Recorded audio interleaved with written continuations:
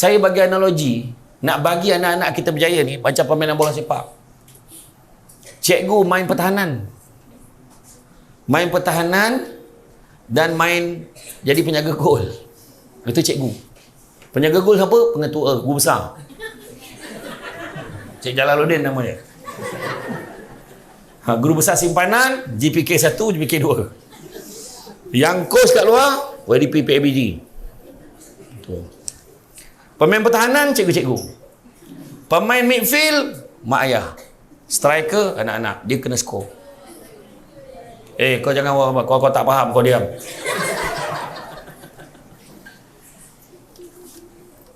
Anak-anak nak skor, cikgu dah siapkan bola yang cantik-cantik-cantik. Pap, kadang-kadang bukan semua bola cikgu boleh hantar terus dekat student tu. Ada bola dia kena main daripada bawah, total football. Masuk total football, dia akan main bawah daripada defend, dia pass dekat midfield, midfield pass dekat defend, defend pass. Pap, baru dah midfield kena hantar dekat striker, striker kena score.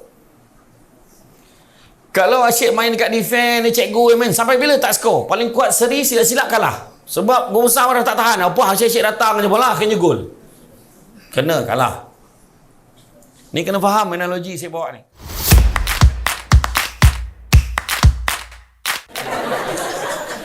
Alhamdulillah. Alhamdulillahillazi arsala rasulahu bil huda wa dinil haqqi liyuzhirahu ala dini kullihi walau karihal kafirun walau karihal musyrikun walau karihal muslimun. Subhanaka la ilma lana illa ma 'allamtana innaka antal alimul hakim. Rabbi shrah li sadri wa yassir li amri wa hlul 'uqdatam min lisani yafqahu qawli. Alhamdulillah, syukur kepada Allah Subhanahu wa taala, segala puji bagi Allah Tuhan sekalian alam. Salat dan salam ke atas junjungan besar Nabi Muhammad sallallahu alaihi wasallam. Terima kasih banyak diucapkan kepada saudara pengerusi acara, kepada tuan-tuan pengerusi acara. Lain kali jangan ambil maklumat kat internet. Maklumat sensitif tarikh lahir jangan beritahu kat orang. Soalnya yang dikasihi, yang bahagia Encik Jalaluddin bin Muhammad Taha, Guru Besar Sekolah Kebangsaan Sri Yomping, Tuan Asri Bazilan selaku yang dipertua PIBG, begitu juga Encik Muhammad Rahimi bin Abdul Talib GPK Halewal Murid SK Sri Yomping, Puan Jamilah binti Kasmidi GPK Pentadbiran SK Sri Yomping, Puan Nur Laila binti Saleha GPK Koko, Puan Nur Hashimah binti Tuhalus Guru Bimbingan dan Kaunseling, Puan Julaina binti Abdul Hamid Guru Disiplin, dan Guru Bimbingan Kaunseling seorang lagi Puan Nur Hashimah binti Tuhalus. Ramai Jawa dah tempat dia dan seterusnya. Tidak saya lupakan kepada ibu-ibu dan bapa.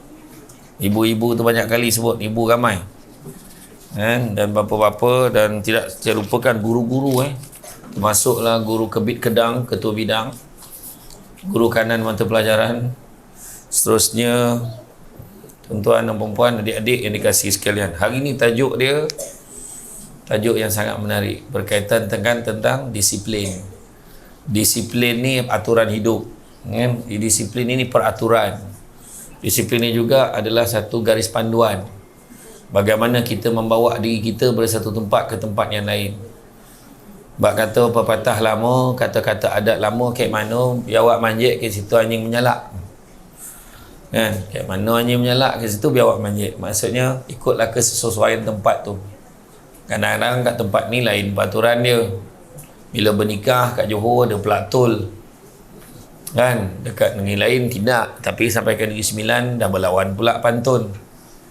Kata beradat, kata adat banyak kiasan ditunjuk dia, tetapi bukan. Bergulung pendek panjang digontangkan, memang takkan faham kalau tak digonongkan. Jadi macam-macam lah kata-kata yang disebut. Jadi kadang-kadang bila tanya macam mana dengan urusan ni, nak jawab tak tahu, tak sanggup, maka dia katalah kami ni adik-beradik bukan, saudara mara pun bukan. Disuruh datang-datang, disuruh balik-balik. Tu tandanya orang tak tahulah tu. Jadi tapi dia tak cakap direct, tapi dia cakap dengan cara halus sebab beradab. Kan? Jadi ada kaitannya disiplin ni dengan adab. Itu sebabnya untuk berjaya disebutkan tajuk ni disiplin membentuk generasi berintegriti. Nabi sendiri bagi tahu dunia ini penjara bagi orang mukmin. Maksudnya apa? Mana pada orang yang beriman dia kena ada peraturan. Dia bukan semua benda kita boleh buat. Macam penjara, kita tak boleh keluar sangat, dinding ni setakat itu, tandasnya pun dekat situ, dinding tandas pun tak ada, terbuka aja macam tu. Malahan saya pergi ke kompleks penjara lama, sekali saya berceramah di kompleks penjara di Seremban, ada satu blok sel lama yang sepatutnya tidak digunakan, tapi untuk malaman semua alhamdulillah penjara di dalam Malaysia ni mendapat sambutan hangat, tak muat tempat duduk. Jadi blok penjara lama pun terpaksa digunakan. Blok penjara lama ni yang uniknya bila saya pergi melawat, dibawa melawat oleh pegawai penjara, rupanya sel itu tak ada tandas. Jadi bayangkanlah dalam suasana, saya ingat kapet ni pun ada, lebar kapet ni lebih sikit lah, 5-6 orang baring macam tu, tak berselimut atas lantai, dan ada satu baldi sebagai jamban, dan ada satu botol air mineral yang 2 liter tu untuk digunakan untuk pandai-pandai lah kau nak cebok macam mana. Dan pegawai tu 2 jam sekali, sejam sekali atau 2 jam sekali akan tukar baldi tu dengan bekas yang lain. Jadi bila tengok tu, itulah gambaran dunia sebenarnya. Maknanya ada peraturan. Bukan semua benda kita boleh buat, bukan semua benda kita boleh cakap, bukan semua benda kita boleh pergi. Makan bukan semua benda boleh makan, minum bukan semua benda boleh minum. Kerja bukan semua pekerjaan kita boleh buat, semuanya ada peraturan. Kalau orang tu cakap susah lah macam tu, itu tak boleh, ini tak boleh, itulah ya adik-adik ni. Itu tak boleh. Apa kena ni tak boleh? Orang tu boleh je. Kan? Dia buat perbandingan hidup dengan orang lain. Itu sebab saya kata disiplin ni sangat mustahak. Samsul Debat pun orang kampung. Kalau tengok ni, Cikgu Jalaluddin ni pun orang kampung. Saya tak payah tanya, dia tak ada makna orang KL ni. Cara dia bercakap pun tahu. Dia terus maka beras terima kasih, tahu kampung. Sama dengan Samsul Debat. Kampung kat mana Cikgu Jalaluddin? Mana? Yomping. Kan? Jadi maknanya kita orang kampung. Kalau orang kampung ni nak berjaya dalam hidup ni, dia tak nak, dia kena ikut peraturan. Dia pergi bandar, pergi pekan, sambung belajar. Cikgu-cikgu ni pergi belajar dekat luar negara, dalam negara, ada peraturan. Pergi kat universiti ni lain peraturan. Pergi dekat maktab institut perguruan lain pula. Bila dia sambung belajar macam mana? Buat tesis, buat paper, cikgu-cikgu, pensyarah-pensyarah supervisor ni peraturan macam ni. Yang seorang ni cekadaknya macam tu. Macam-macam. Ini tak boleh, itu tak boleh. Yang seorang nak tulisan ni. Lecturer ni pula suka Times New Roman. Yang seorang ni pula nak pakai tulisan Arial Gothic. Yang seorang nak tulisan macam ni. Yang seorang tu nak selang, nak double spacing. Yang seorang nak 1.5 spacing. Macam-macam, ikut selera masing-masing, tapi itulah peraturan yang kita kena ikut kesesuaian dia. Maka adalah yang cakap susah macam tu, susah macam ni. Maka Buya Hamka bagi tahu. Apa kata-kata Buya Hamka? Buya Hamka bagi tahu, hidup kalau sekadar hidup, babi di hutan pun hidup. Kerja kalau sekadar kerja, kera di hutan pun bekerja. Maka kenalah bezakan diri kita dengan kera kat hutan tu dengan babi tu. Kalau tidak, kalau kita tak ada peraturan, apa beza kita dengan babi tu? Tak payah mandi, tak payah apa, main game pagi dengan petang, sama dengan babi tu. Ya, faham? Main game, marah mak, tak dapat wifi, mana password telefon. Anak-anak kita ni kalau biar dia main game, dia tak makan tak apa, tak makan, tak mandi, tak semayang. Kalau biar dia main game hari-hari, insyaAllah. Kalau lah main game tu zikir, dah ramai anak kita jadi wali dah. Dia boleh berjalan atas air, dia boleh terbang, wali kan, anda tu apa kan, jawab salam bukan main panjang lagi. Suruh semayang, lihat ada je jawapan, nantilah, kejap lah, betul tak mak-maknya? Dia tahulah. Jadi itu sebab hari ni kita cerita disiplin ni mustahak. Nak berjaya dalam hidup, 5 perkara tak boleh elak. Yang pertama, prosesnya panjang. Bukan tiba-tiba nak jadi guru besar, bukan tiba-tiba jadi GPK, bukan tiba-tiba jadi cikgu, bukan tiba-tiba jadi Samsul Debat, bukan tiba-tiba nak jadi karier yang seperti mana ibu ayah adik-adik ni sekarang jadi. Ada mak ayah ni, ada ayah ni kerja jadi seorang pegawai, ada ayahnya kerja bank, ada ayahnya kerja biasa, ada ayahnya kerja kebun, ada ayahnya buka restoran, ada ayahnya meniaga. Macam-macam, semuanya bermula dengan langkah yang pertama dan bukannya satu perkara yang mudah. Contoh, ada seorang kawan saya, dia nampak dia kena berhenti kerja dekat kilang. Dia kilang dulu, kilang ada satu yang penambah perisa makanan ni, kilang buat tu, saya tak nak sebut je nama dia sebab dia tak taja ceramah kita ni. Jadi dia kerja dekat kilang tu jadi supervisor, kemudian ada masalah ekonomi, ramai yang kena buang. Jadi dia dapatlah duit pampasan. Duit pampasan dapat, dia kata tak adalah banyak, dia kata 30,000 dia kata. Dapat 30,000. 30,000 dia kena fikir, dia nak buat bisnes. Bisnes apa? Oh, dia tengok orang ni, oh baguslah. Dia buat bisnes yang ni bagus. Dia nak buat bisnes apa? Bisnes apa? Bisnes santan. Orang tu bekalkan kat restoran ni, orang tu bekal kat restoran ni, orang ni bekal kat restoran ni, orang tu ada customer, lepas tu ni apa semua. Dan lepas tu dia pun tengok, dia dapat keuntungan, nampak bisnes simple dan boleh jadi kaya. Jadi dia pun nak buat bisnes santan juga. Dia pun buat. Leburlah 10-15 ribu sebagai permulaan awal, separuh daripada duit pampasan dia habis. Dan berjaya atau tidak? Gagal. Fail. Kenapa? Dia terlupa membuat kajian pasaran. Yang kawan dia tadi memang boleh berjaya sebab dia dah lama dalam bisnes tu. Dan sekarang ni bila dia nak buat, semua restoran-restoran tu kawan dia dah cover tadi. Lepas tu dia baru terfikir, nak cari kelapa kat mana? Lepas tu kelapa tu pula nak dapat murah, tak dapat nak harga macam kawan-kawan dia dapat, sebab kawan dia tu dah deal dengan dia dah berapa tahun, 5-10 tahun dah deal dengan orang tu. Dia baru nak cari pembekal, dia baru nak cari tempat, dia nak cari tempat mana dia nak bekalkan, lepas tu nak cari pekerja, dan akhirnya dia fail. Maka dekat situlah penting ni. Bukan tiba-tiba, prosesnya panjang, perlukan kajian. Macam kita, kaji dulu. Nak jadi apa, nak buat apa. Macam adik-adik hari ni suruh belajar, prosesnya panjang. Yang kedua, macam mana nak berjaya, kena ada komitmen. Komitmen. Kelas kena datang, sekolah kena datang, dengar cakap cikgu. Kalau dia datang kelas memang tak boleh berjaya. Tak ada orang yang tak datang kelas boleh berjaya. Tak ada. Susah nak jumpa. Kan? Ada orang cakap tu dalam bahasa Jawa ni, orang Yompeng sebut apa?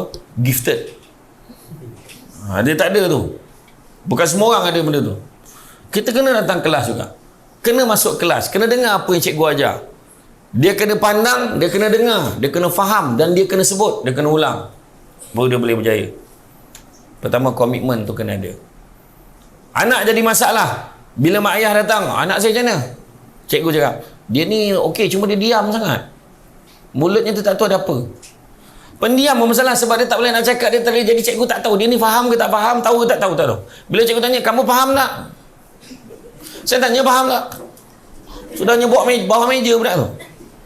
Dia kenan kuku ke? Kenan kuku ke? Tegur masuk dan cengkerang. Tegur masuk dan cengkerang. Rupanya, kenapa anak macam ni? Dah ayah pula masuk bawah meja. Kenapa? Rupanya ayahnya bersama. Contoh hanya lah. Contoh. Jadi makna kata komitmen kena ada. Yang ketiga, kena ada fokus. Fokus. Anak-anak kita kena tumpukan. Tengok apa yang anak-anak buat. Balik sekolah pukul berapa. Balik sekolah dia buat apa. Jangan biar. Anak-anak kita jangan biar. Saya yakin di kat kawasan Yompeng ni boleh lagi. Terutamanya kalau ada salah seorang yang bekerja, seorang lagi tu boleh perhati, kalau balik awal boleh tengok anaknya tu, pastikan anak ni balik fokus dia, homework dia dengan tugasan yang cikgu bagi. Jangan benarkan anak kita main aja. Jangan. Sampai masa anak kita akan bermain-main pada semua perkara. Itu yang paling membimbangkan. Fokus. Yang keempat, kena ada kepatuhan pada peraturan dan undang-undang, disiplin. Dan yang kelima, perlu ada apa yang disebut sebagai keberterusan, iaitu konsistensi, ataupun orang Yompeng sebut sebagai istiqamah. Macam tu. Jadi makna kata kelima-lima ni kena ada. Salah satu tak ada pun tak boleh. Contoh lah, saya bagi contoh. Penyanyi. Bukan tiba-tiba Siti Nurhaliza tu nak jadi popular sampai dapat gelaran Datuk. Bukan tiba-tiba. Bermula dengan Aku Cinta Padamu. Kan? Betapa ku cinta padamu. Muka pipi bonggil macam mana lagi, rambut kembang macam tu. Kan? Tiba-tiba nama dia meletup. Dan orang berebut dah. Semua follow dia, hari-hari dia buat apa. Kan? Daripada penyanyi muda bermula dengan tu, akhirnya nak maintain populariti sampai hari ni bukan satu perkara mudah, prosesnya panjang. Yang kedua, dia kena ada komitmen, kena rajin pergi training. Komitmen apa? Komitmen pada diri dia, pemakanan dia kena jaga, tak boleh makan sangat benda-benda yang tak boleh makan. Dia macam kita melantak semua benda asal membujur lalu, melintang patah asal lalu je sesah, bukan macam tu. Dia jaga makan makanan berminyak pun dia kontrol, sebab dia nak pakai suara dia lama. Kita air batu segala dengan batu-batu kita telan. Ada orang bini ni perangai mengunyah kok berberak dengan suami dia, air batu tu. Ada tak apa perangai pula kan. Ada. Tapi dia kena jaga komitmen dia, fokus pada note dia, lagu dia. Berapa banyak penyanyi yang fail bila masuk pertandingan sampai ke atas pentas lupa lirik. Termasuk chorus awal pun ada. Ada yang terlupa chorus, lepas tu cari, lepas tu ulang benda yang sama, kalah. Tak boleh berjaya. Lepas tu kena ada apa? Disiplin, rajin training. Bila buat ni datang awal dekat tempat tu. Macam ni saya terkejar-kejar sikit hari ni. Banyak tempat hari ni. Dan alhamdulillah saya hari Jumaat hari tu saya terbang ke Jakarta. Jumaat, Sabtu saya ceramah di Kedutaan Malaysia di Jakarta. Kemudian hari Sabtu ke Bandung. Hari Ahad pagi dah naik naik kereta paling awal terus pergi airport. Tang malam sampai, habis malam tu pagi esok tu terus ceramah di Akademi Pengangkutan Jalan Malaysia di Melaka. Habis dekat Melaka, malam tu terus dia takut. Baru dia tak berani buat perangai. Cikgu, anak saya macam mana cikgu? Macam ni lah, saya malah nak cerita banyak. Senarai kemungkaran yang dia buat ada dalam ni. Baca je lah. Saya nak menyebut tak teramat dah. Tu. Sebab itulah bila cikgu dia ni baik, dia ni okey, dia jenis yang apalah. Jadi kadang-kadang bila balik kita tend untuk share dengan orang lain benda yang baik pasal anak kita. Itu sebab bila berlaku masalah disiplin, apa-apa timbul isu, kes dan sebagainya, mak bapak tak percaya anaknya tak baik. Cikgu salah, sekolah tak betul, anak saya okey. Saya pergi ke podcast, tak pernah cikgu cakap memang anak ni okey. Maknanya cikgu yang problem ni. Nampak tak? Kena berpijak di bumi yang nyata. Saya paling kesian sekarang ni bila tengok bab disiplin ni. Sekolah berasrama penuh saya pergi. Sekarang ada satu sekolah asrama penuh paling elit lah, sekolah elit. Cikgu mesti terkejut. Bayangkan seorang guru tegur, ni rambut ni panjang ni, data keluar ni, tolong potong. Kena tindakan cikgu. Tak boleh tegur budak rambut masalah panjang ni di asrama. Tak boleh nak cek asrama ada ni, loker ni tak boleh cek, almari tu. Itu hak kebebasan pelajar. Dia nak bawa dadah ke nak bawa perempuan dalam loker tu ke? Contoh lah. Apa nak jadi ni? Ni saya sebut ni biar kementerian ambil perhatian. Kenapa sampai macam tu? Cikgu salah WhatsApp, cikgu salah balas WhatsApp sikit, cikgu tulis tegur, minta tolong bahasa tu mungkin mak bapak tak puas hati, surat tunjuk sebab. Apa yang tinggal kat cikgu, saya kata. Tu sebab hari ni kita ni sama-sama nak membentuk. Saya bagi analogi, nak bagi anak-anak kita berjaya ni macam permainan bola sepak. Cikgu main pertahanan. Main pertahanan dan main jadi penjaga gol. Itu cikgu. Penjaga gol siapa? Pengetua, guru besar. Cik Jalaluddin nama dia. Guru besar simpanan, GPK 1, GPK 2. Yang kos kat luar, YDP PABG. Pemain pertahanan, cikgu-cikgu. Pemain midfield, mak ayah.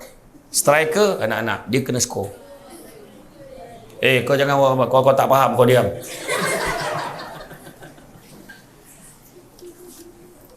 Anak-anak nak skor, cikgu dah siapkan bola yang cantik-cantik-cantik. Kadang-kadang bukan semua bola cikgu boleh hantar terus dekat student tu. Ada bola dia kena main daripada bawah, total football. Masuk total football dia akan main bawah daripada defend, dia pass dekat midfield pass kat defend pass, baru dah midfield kena hantar dekat striker kena score. Kalau asyik main dekat defend ni cikgu main sampai bila tak score? Paling kuat seri silap-silap kalah. Sebab gol besar dah tak tahan. Apa asyik datang je bola akhirnya gol. Kena kalah. Ni kena faham analogi saya bawa ni. Kadang-kadang bagi dekat mak bapak ni bagi kat midfield, mak bapak bagi balik kat cikgu. Ni kerja cikgu, ambil balik bola ni, bagi balik kat cikgu. Cikgu sepak budak-budak tak tahu nak buat apa. Akhirnya bola tu out, dapat kat pihak lawan. Tu sebab bola dah cantik bila cikgu-cikgu bagi dekat mak ayah tolong pastikan bola tu sampai dekat anak-anak supaya anak-anak cari jalan untuk skor. Penting. Analogi yang saya bagi ni nak bagi faham bahawa kita kena faham apa maksud institusi pendidikan. Oh, belakang sana ada ayah-ayah lagi. Sorry, saya tak nampak. Okey. Ke cikgu tu? Oh, tak. Saya nampak cara kalau rambut macam tu tak ada. Tak ada. Macam cara tu. Kan. Tak beranjat tengok cikgu macam tu. Dia punya style tu lah kan. Bukan kata apa. Tapi yang betul, bila semua main peranan, apa maksud institusi pelajaran? Maksud institusi pelajaran. Apa maksud institusi keluarga? Saya nak bagi perkataan institusi. Maksud dia apa? Institusi itu maksud dia adalah struktur mekanisme yang menjalinkan kerjasama antara fungsi di antara ahli-ahli organisasi. Kalau saya ulang sekali lagi, belum tentu sama bunyi. Institusi maksud dia struktur mekanisme yang menjalinkan kerjasama antara fungsi di antara ahli-ahli organisasi.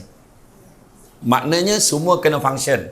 Kalau ada salah satu yang tak function, makna dia tak layak jadi institusi keluarga, dia tak layak jadi institusi pendidikan, dia akan nama keluarga saja. Dia akan nama pendidikan saja. Contoh dalam keluarga. Hari tu PDPR. Seorang ibu. Dia bangun, dia kena ada peranan. Ayah pun kena ada peranan. Anak kena ada peranan. Baru PDPR dekat rumah boleh berjalan dengan jayanya. Di kawasan bandar, not even 11% kehadiran pelajar-pelajar datang ke sekolah secara online. Di Yongpeng saya rasa lebih lagi masalah saya rasa.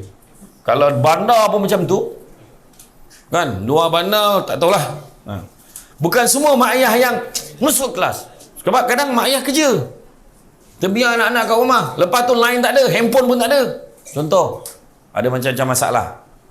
Kan? Sebab kerajaan, tak tahulah kerajaan di Pasir Berdengung ni tak pernah bersedia. Walaupun sejak 1980 menzikirkan tentang dasar kelestarian internet. Dasar IT kebangsaan. Macam-macam. Malah nak cerita lah. Okey?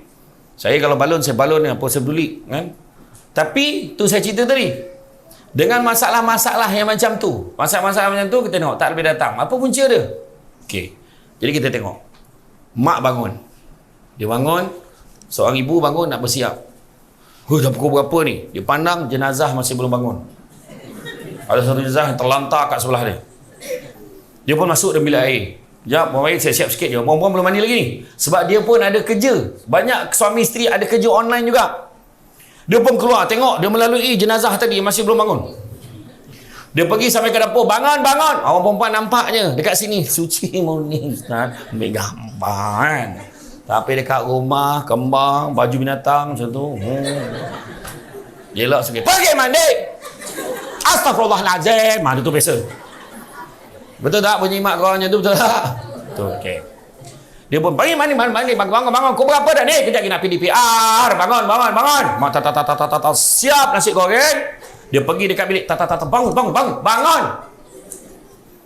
Dia pun masuk balik dalam bilik. Dia dah siap nasi goreng, dah hidang dekat atas meja. Kenapa atas meja tu penting? Sebab meja akan jadi pusat PDPR kebanyakan. Meja makan akan jadi pusat PDPR kebanyakan rumah-rumah. Maknya masuk dalam bilik sekali lagi melalui perkuburan tu ni. Jenazah tadi dah jadi perkuburan sebab dah lama sangat tak bangun ni. Dia pun masuk dalam bilik air, mandi, siap, keluar, masih lagi. Jenazah tak dapat diuruskan. Biar. Keluar, alangkah kecewanya hati dan perasaan seorang ibu dan seorang isteri, seorang wanita bila tengok nasi goreng atas meja makan tadi masih belum disentuh oleh anak-anaknya yang masih tidur. Betul tak tidak? Berubahlah watak seorang ibu tu menjadi singa jadian. Dia pergi kat bilik anak. Engkau berapa ni? Kau berapa dah? Bangun meninggi hari nak jadi apa? Jenazah tadi mula bangun. Dia dah mula terasa dia marah aku ke ni. Lepas tu ayah dia pergi awal sikit. Dia pergi cakap dia marah anak. Kononnya masa tu lah nak mainkan sumbangan dia.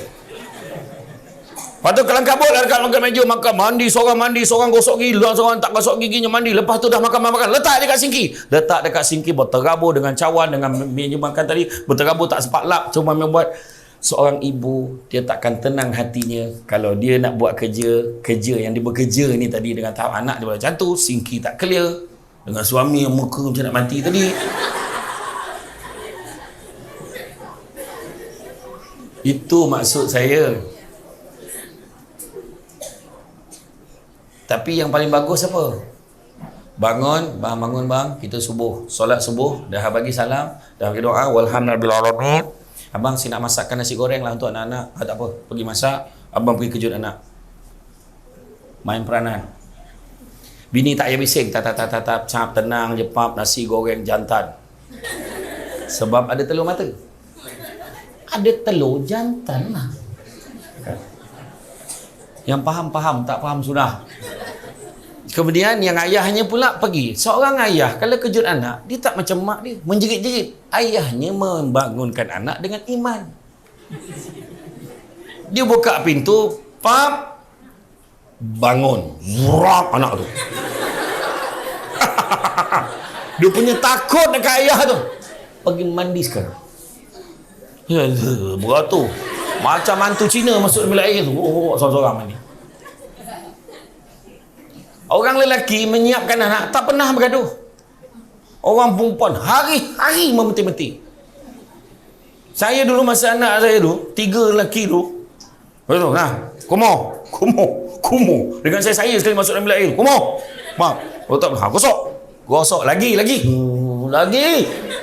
Dah. Kumo. Basuh tu, letak dalam kap, siram kepala. 1 2 3, 1 2 3, 1 2 3. Lepas tu dah habis tu, okey, tak shampoo kat kepala, zap, siram, lap, pergi siap pakai baju. Baju dah siap gosok seminggu. Kan? Itu baru main peranan. Bukan cakap saya dulu lah, masa sebelum bergelar Samsul Debat. Sekarang anak dah tua, pandai lah kau, dah besar. Kan?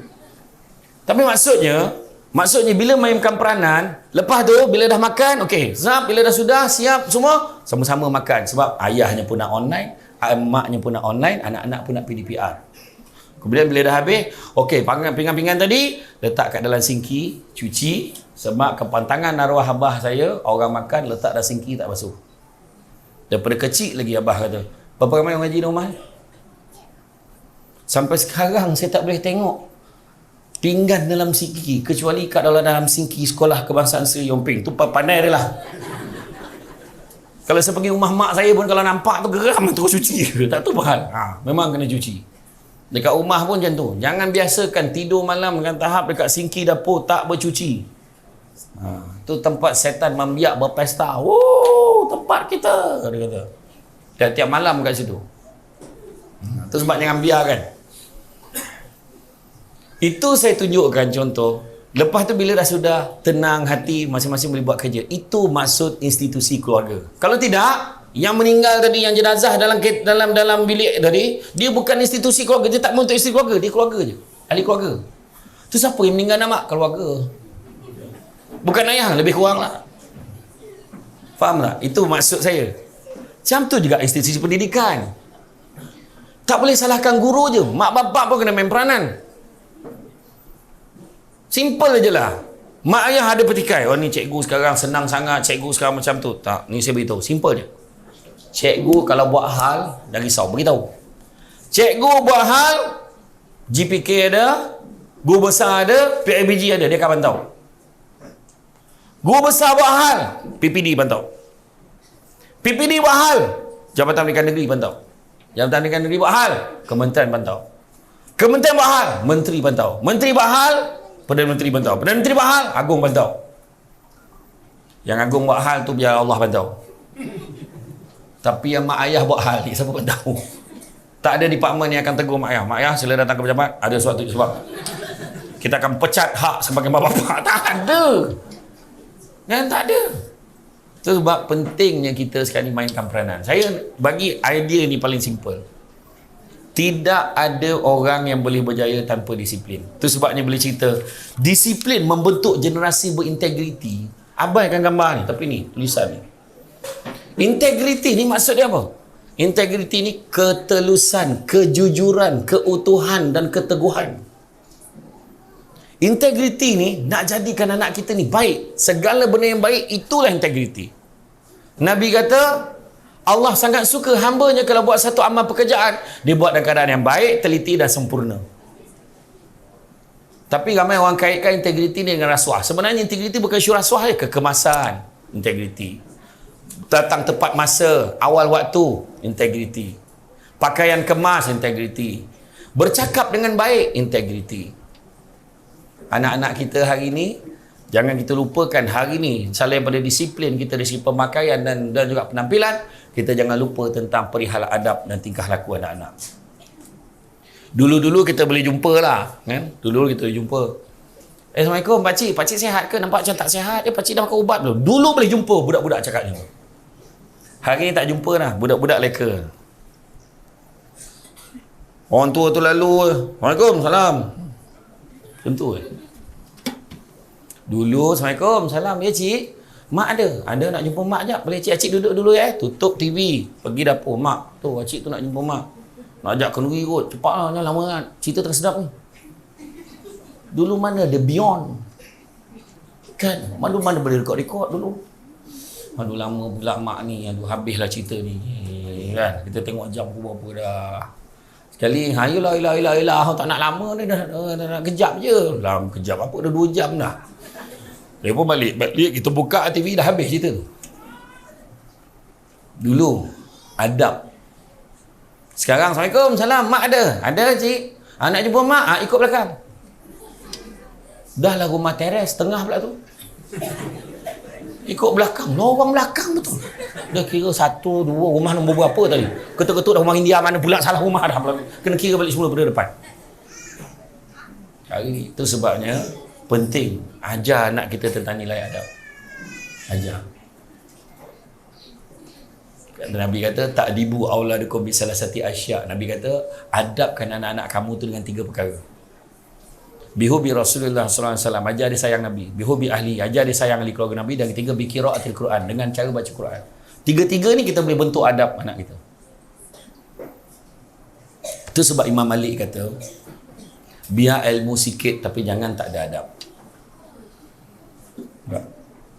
Biar ilmu sikit tapi jangan tak ada adab. Contoh orang datang rumah kita, dia nak meminang adik-beradik kita, saudara mara kita. Assalamualaikum. Kerja biasa je, pegawai biasa je. Assalamualaikum makcik, boleh saya masuk makcik? Boleh makcik Allah, dia ni rumah baik betul nampak budak ni. Pakcik, saya ni kerja biasa je. Saya tahulah, tapi saya cuba, kalaulah diizinkan. Tapi kalau pakcik tak izinkan, saya faham. Saya sedar saya kat mana. Baik betul budak tu cakap. Pandangan pertama kita bagus budak tu. Tapi ada orang datang naik kereta, menjala kereta tu. Memang tak ada kereta menegak, semua menjala. Sebelum orang cakap, aku cakap dulu. Dia turun daripada kereta, pakai kot tali leher besar sejadah. Besar betul tali ni. Tak pernah buat kat orang.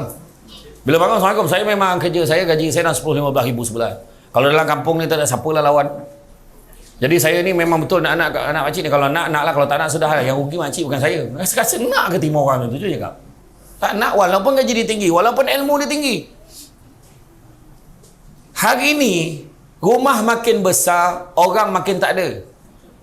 Bukan rumah makin besar, orang makin ramai. Anak seorang-seorang masuk universiti. Udah dikejap di rumah ni. Teresok masuk asrama. Lepas tu masuk universiti. Lepas tu dah kahwin. Langsung tak duduk rumah kita. Dah tinggal berdua. Kita pandang suami, suami pandang kita. Nampak? Perubatan semakin canggih, penyakit semakin banyak. 2 bulan lepas penyakit baru, sesama tomato. Kenapa gila je? Sesama tomato penyakit tu. Penyakit chikungunya, penyakit influenza A, penyakit COVID. Macam-macam penyakit. Yang sesama tomato tadi sakit sendi dengan demam menjangkiti warga emas dan kanak-kanak saja. Ada beberapa kes saja kat Malaysia. Banyak di Thailand. Apa lagi? Minuman. Minuman makin banyak jenis, air bersih semakin kurang. Ilmu semakin tinggi, adab semakin rendah. Belajar semakin mudah, guru semakin tidak dihargai. Manusia semakin ramai, kemanusiaan semakin kurang. Pendapatan semakin tinggi, ketenteraman jiwa langsung tak ada. Duit banyak tapi kurang, kejap ke sana, kejap ke sini. Duit dah berjuta dalam bank sampai pukul 3 pagi tak balik kerja lagi. Kita duit yang tak berapa ada ni, pukul 4 dah balik lah. Nak buat apa ni? Tidur lah. Tidur kan? Tapi hati tenang. Betul tak? Ni cerita betul. Masa makin tak ada. Lepas tu, kawan di media sosial semakin ramai. Kawan sejati makin tak ada. Tu buat cerita tadi tentang adab tadi. Tu cerita adab. Jaga adab. Imam Malik ada seorang anak murid. Nama dia Abdul Rahman bin Qasim. Anak murid yang paling senior. Abdul Rahman bin Qasim, dia menuntut ilmu. Dia mengabdikan diri dia untuk belajar ilmu dengan Imam Malik selama 20 tahun. Tetapi 18 tahun dihabiskan untuk belajar adab sahaja. Kenapa? Sebab adab penting. Tolonglah, kalau anak kita tak cerdik pun, kata rasa macam dia akademik biasa-biasa, akan datang dia mungkin akan pandai. Tapi daripada awal kalau tak ajar tentang adab, habis. Campaklah ke mana pun, dia takkan boleh berjaya. Sebab adab dia tak ada. Kalau orang tu ada adab, tak apa, mari pakcik ajar kamu. Buat macam ni, buat macam ni. Oh, macam ni pakcik. Terima kasih pakcik. Disebabkan adab lah, seorang tu sanggup mewariskan kepada orang asing untuk jaga harta dia. Walaupun dia tak ada kena-mengena dengan orang tu, sebabkan adab orang ni. Tu cakap tadi tu. Penting untuk kita. Bak kata orang, makan sirih berpinang tidak, pinang ada di kota Melaka. Makan sirih menganyang tidak, tagah dek budi dengan bahasa. Jaga adab. Nak pula saya orang Negeri Sembilan, cakap pun nak kena jaga. Tapi terlepih juga. Kan? Kalau mencari pokok berbuah, pucuk elobek dahan berdaun. Kalau nak jadi insan bertuah, duduknya beradab, tagak bersantun. Orang macam tu yang kita cari. Jadi adik-adik ni terapkan nilai adab. Cikgu ajar dekat sekolah tentang belajar, mak ayah tolong fit dia, bagi nilai adab. Jangan orang tu cakap, jangan bercakap juga. Dengar dulu. Kalau cikgu mengajar, dengar sampai habis. Nanti dah hujung tak faham, angkat tangan. Cikgu boleh tak nak tanya yang tadi tu saya tak faham. Tanya macam tu. Sebenarnya krisis adab ni krisis nasional. Bukan krisis dekat sekolah aja. PDPR tak on kamera tu isu adab lah tu. Kalau tak on kamera sedangkan dia main game, tak datang kelas, isu adab lah tu. Kenapa saya kata isu nasional? Tengok dalam parlimen tu, menjerit sana menjerit sini, kan adab tu. Orang cakap dia nak bercakap, orang cakap dia nak bercakap. Saya ceramah di Melbourne, bayangan sebelum PKP tu. Berapa ramai sahabat-sahabat kita di Melbourne ni, Singaporean yang dah 20-30 tahun duduk sana, dia tanya saya satu soalan. Ustaz nak tanya sikit lah, Parlimen Malaysia memang hari-hari macam tu. Bayangkan mana tak muka ni.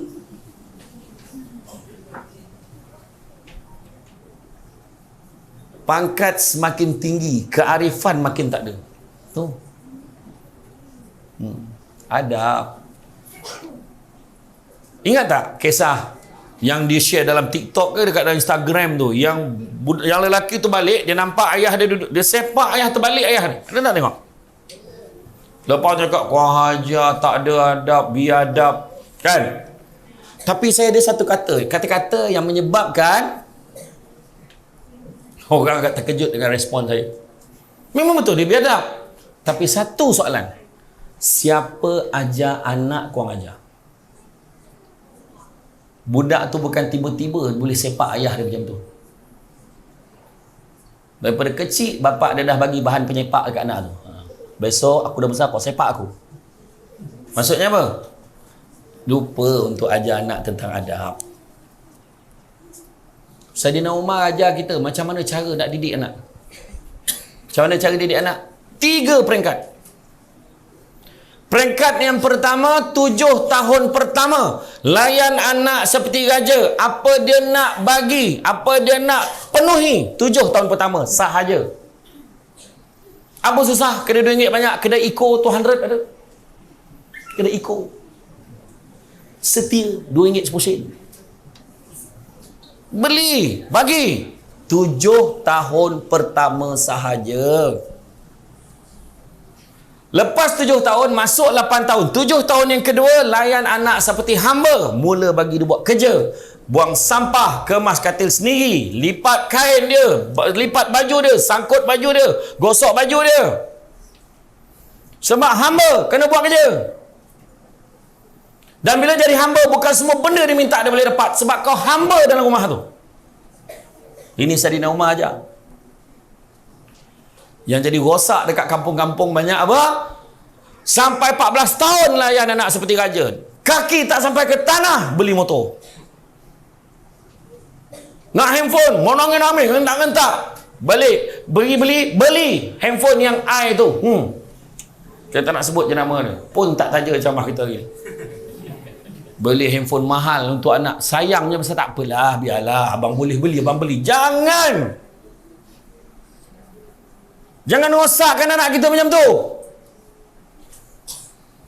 Buang sampah. Biar dia sampai satu tahap. Ingat tak dulu, masa zaman ni, ibu-ibu ni masa kecil-kecil dulu. Halo? Ya bu, datang. Pergi beli barang ni apa? Dekat kedai runcit tu beli. Beli tepung, beli ni lagi bu. Cepat lagi lah, cakaplah sekali lah, senang. Nanti kau kena buat benda lain ni. Ayolah, beli tu. Tu je. Kan kalau ada lagi, tengok, ada lagi. Iyalah, pergi beli cepat. Pergi beli. Hari ni, budak-budak ni, Alung, ya. Pandang pun tidak. Alung, ya. Alung, ya. Sak, tetap tak berganjak. Dah kena marah, hentak-hentak datang. Macam itulah, tak puas hati. Apa hukum? Berdosa anak derhaka. Faham? Kena ajar nilai adab kat anak. Sebab tu soalan ni. Pak Angah saya cakap satu. Pak Angah saya kat Perak Bagan Serai kata, siapa ajar anak korang ajar? Bisa, memang bisa. Itulah kita akan tanggung besok. Selepas 14 tahun, 7 tahun pertama, 7 tahun kedua, selepas 14 tahun, layan anak seperti sahabat. Bawa dia keluar, pergi masjid sesama, pergi surau sesama. Jom, naik motor dengan abah. Mana? Naiklah, layan, round. Ui, bah, ramai orang mancing kan? Nak mancing juga ke? Best ke mancing ni, bah? Boleh, tapi kalau nak mancing, kau kena bezakan kau dengan ikan tu. Tolong nak. Kau tak nampak? Ikan berbuntang mata tu. Kenapa tak? Orang tu pun confused. Yang mancing ni semayang ke tak semayang? Daripada pagi tadi, tak bergerak tu. Contohlah. Tapi kalau nak dimancing boleh, tapi jangan lupa, jangan tinggal solat. Jadi nasihat sampai, sebab bersahabat. Anak perempuan sama racik bawang. Mak, tadi kan. Kenapa? Tadi dekat sekolah ada budak lelaki hantar surat ke Alung. Hantar surat apa? Dia kata dia sayang lah, dia suka kat Alung lah, nak mati lah, apalah, nak makan racun lah, apa. Nyampah baca. Ya, tu sangat tu, itulah tu. Kenapa macam tu? Budak kelas mana? Kelas lain. Oh, ya ke? Habis Alung macam mana? Alung tak nak, Alung nak belajar. Bagus. Nanti besok cakap lah. Besok nak cakap dia, kau jangan kacau aku. Jangan macam tu, cakap lah elok. Yelah, nanti Alung cakap lah elok. Lepas tu mak dia tanya, handsome ke budaknya? Boleh tahan lah. Nampak? Dia kawan macam tu. Jadi sampai besar, hubungan tu akan akrab. Tu cara dia. Ini bukan saya aja, Saidina Umar aja. Nampak tak? Sebab kita sayang anak kita. Jangan biar anak rebel. Dia macam, dia menangis, dia main guling-guling, dia nak mati, dia nak apa? Dia nak terjun, dia nak sangkut kepala dekat kipas. Kau buatlah. Tapi adab jaga. 7 tahun pertama, 7 tahun kedua, dan selepas 14 tahun. Dia boleh main phone. Anak saya bagi main phone, boleh. Main phone. Betul zaman sekarang. Sebab dia kepala otak dia. Boleh. Nak cari phone. Boleh. Macam ganjal, nak mati dah, tak dapat phone kan. Saya kata, kalau nak main phone awal, boleh. Masa PDPR, masa kat rumah tu. Pagi, lepas subuh, dia dah boleh ambil phone dia. Tapi sebelum kelas, dia kena berhenti. Sebab dah start kelas. Pukul 2, berhenti. Sebab apa? Dah habis kelas. Pukul 2, berhenti, zuhur, tidur. Dia kena tidur, ataupun lepas zuhur tu, kalau dia nak main, saya bagi dia masa main sampai pukul 4. Pukul 4, wajib dia main kat luar rumah tu. Main apa lah? Jantan, lopok-lopak, pumpang-pumpang. Dia main lah. Zap, 6.30 masuk malam. Maghrib, mesti bunyi orang mengaji. Kan kita tadi tu Buya Hamka dah kata hidup kena ada peraturan. Jangan biar. Boleh tengok TV? Boleh, tengoklah. Cerita apa dia nak tengok? Hari apa dia nak tengok? Hari-hari tengok. Kadang-kadang anak kita buka TV, dia bukan tengok pun, dia main game. Mana situ aku nak buat? Inilah saya cerita ni sedikitlah daripada aspek disiplin. Ikutkan banyak lagi. Maknanya memang kena panggil lagi. Tahun depan lah pula. Tu makluman semua. Saya sampai ada beberapa kali itu saya ni masuk hari yang ke-16 ke-17 saya ceramah balik semula. Kembali pada Jakarta itu saya tu datang ke sini kan. Sebelum tu saya 5 hari terbaring. Sebab terlalu penat. Berbeza dengan penceramah lain, saya ceramah 3 ceramah satu hari. Tempat jauh-jauh. Dan untuk makluman semua jadual saya full sampai bulan 2 tahun depan. Dan saya dah mula kena slowkan, saya dah rasa tua sangat dah saya. Batuk lagi banyak tu bercakap dengan rasa macam tu. Kan? Kan? Jadi apa-apa pun saya ucap terima kasih lah atas doa semua orang. Yang penting disiplin. Adab anak-anak. Disiplin, pendidikan dan adab anak-anak. Kita jaga. Ya? Jadi saya faham lah signal-signal yang diberikan tu saya faham. Jadi apa-apa pun saya ucap terima kasih banyak kepada pihak Sekolah Kebangsaan Seri Omping atas kesudian mengundang saya pada hari ini. Dan insya-Allah saya doakan anak-anak yang ada dekat dalam dewan ni berjaya. Saya doakan anak-anak di Sekolah Kebangsaan Seri Omping ni berjaya dunia akhirat. Mudah-mudahan ibu-ibunya ibu-ibu dan guru-guru diberikan ketabahan untuk mendidik anak-anak ni. Dan mudah-mudahan diberikan kesabaran kepada pihak pentadbir sekolah. Kurangkan politik dekat bilik guru. Kurangkan berpuak-puak cikgu-cikgu ni. Minta maaf, tolong. Lepas tu pentadbir sekolah pun jangan lebih-lebih sangat. Terutamanya dekat kerani-kerani yang dekat pejabat tu. Mentang-mentang lah kau baik dengan guru besar, kau ingat kau boleh sound cikgu suka hati. Jaga. Tolong jaga adab. Ni saya cakap semua pihak ni, semua. Overall saya cakap ni. Bukan anak-anak aja kena jaga adab, ibu bapa dengan guru, guru-guru dengan ibu bapa, guru dengan anak murid. Jaga adab supaya anak-anak kita pun ada adab. Ada adab. Jadi legalah saya mendengarnya. Jadi saya tengok tu cara Amin, semangatnya, cara dia, sebab saya tengok susah nak tengok pada hari-hari kerja macam ni nampak kehadiran ibu bapa ni menggalakkan. So tahniahlah kepada Sekolah Kebangsaan Seri Omping. Tahniah saya ucapkan. Dan jarang sekali dalam ceramah saya RTM datang buat coverage ni. Besar betul kamera ni. Jadi saya rasa bertuah sangat. Mudah-mudahan apa yang saya tegur tadi dapatlah perhatian pihak-pihak tertentu. Kan? Jadi itu saja daripada saya. Bak kata orang, sepandai-pandai tupai melompat akhirnya jatuh ke tanah jur. Kan? Walaupun perkongsian ini sudah tamat, mudah-mudahan meresap ke dalam jiwa. Dan guru-guru ingat ada satu pantun. Berburu ke padang data, dapat rusa berbelang kaki. Faham kan?